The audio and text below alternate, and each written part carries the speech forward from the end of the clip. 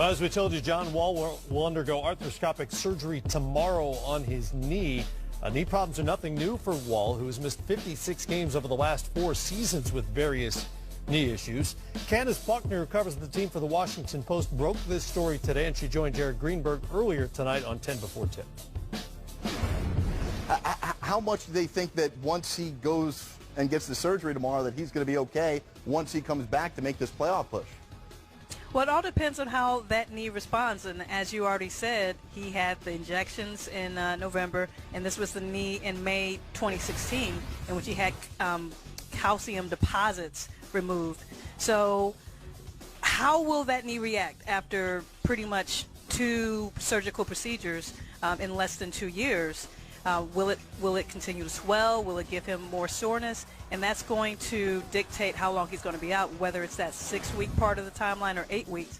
But when he comes back, I don't think you can really expect John Wall. Yeah, he can play at an all-star level, but he won't be the same John Wall until he gets sufficient rest and rehabilitation. That may not happen until the offseason.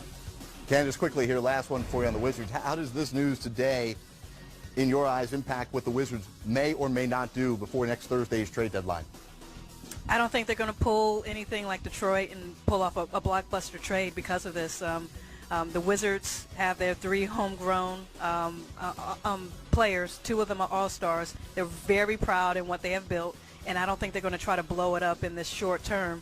Right now, I really think that they're content with their roster, even though, Thomas Satoransky is a second-year point guard, and Tim Frazier is a guy who's bounced around. I think they're just going to try to weather the storm until he's out. Wizards are tied for the 5th, 6th spot in the Eastern Conference right now. David, will put the same question to you. How does this affect the Wizards' plans, whatever they might have been, between now and the trade deadline? Well, they're 2-4 in their last 6 since they had the team meeting that allegedly went wrong. So they weren't playing terribly well. The latest team meeting. Yeah, they weren't playing terribly well anyway. Now, the one good thing is Tim Frazier in the 3 games he played is their #1 net rating on the team. So Tim will keep the thing afloat for a little while. What's really scary is their schedule turns for the worse gets much more difficult now for the next month or so. So in addition to the fact that he's going to be out of the lineup, they're going to be playing a much more difficult schedule. So I think the prognosis is not particularly good in the short term. And what would concern me if I'm the Wizards, John's in the middle of actually in the first year of a contract that between now and the end of it, he's going to make $206 million. And he's had 6 knee procedures, either injections or surgeries. So the long-term viability of that group is starting to come into some question now. It was interesting Saturday night here in Atlanta. They won. They had 40 assists without John Wall on the floor.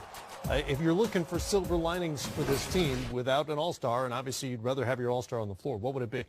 Well, I think one is Kelly Oubre for me. I like the way he's played this year, and obviously he kind of plays the same role as Otto Porter. What will they do with Otto Porter and Kelly Oubre? Obviously, that's a good decision when you have 2 guys playing well. I like how he's played. I like how Bradley Beal has played. But for me, I was still questioning Washington Wizards. When John Wall was healthy, I didn't like what I saw about this team. I didn't see no continuity. I didn't know what kind of style they were playing. Still wasn't in love with their bench. The one guy I did like coming off the bench was Mike Scott, who played pretty well for them. But I didn't see a team that could even be at the level that they were last year. And I thought they needed to make a trade deal, to be able to enhance this team, to be able a better team, to beat the Torontos, the Bostons, and Cleveland. I just didn't see it, Matt, before this injury. Is there a path for them with the roster the way it is to get significantly better? Because it seems to me they're just sort of treading water. For me is I think they're going to have to move somebody, and I mean whether it's John Wall or Bradley Beal, and not saying that they're the problem, but to get better, I think you're going to have to move one of those guys. Because for me, the last 2 years, they haven't been able to attract that big-time free agent. And I'm saying, why not? You have 2 guys that's young in John Wall and Bradley Beal. So you should be able to attract a 3 or 4 or a 5 to be able to come to Washington. They haven't done that. I think what would be interesting is if they were able to do something with John where they were able to get a point guard who could be a starting caliber point guard without being an all-star caliber point guard. What additional asset value could they get in that situation? I don't look at this as a situation where they're thinking they're going to move John.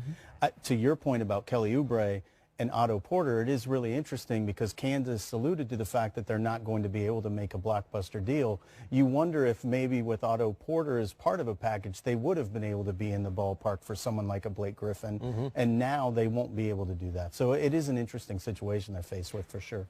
All right, more to come here on Game Time, leading you to the TNT doubleheader at the top of the hour. We'll get into Game 2 out in L.A. tonight. The Clippers, depleted as they are, will take on the Blazers. We'll hear from Kevin McHale when we come back.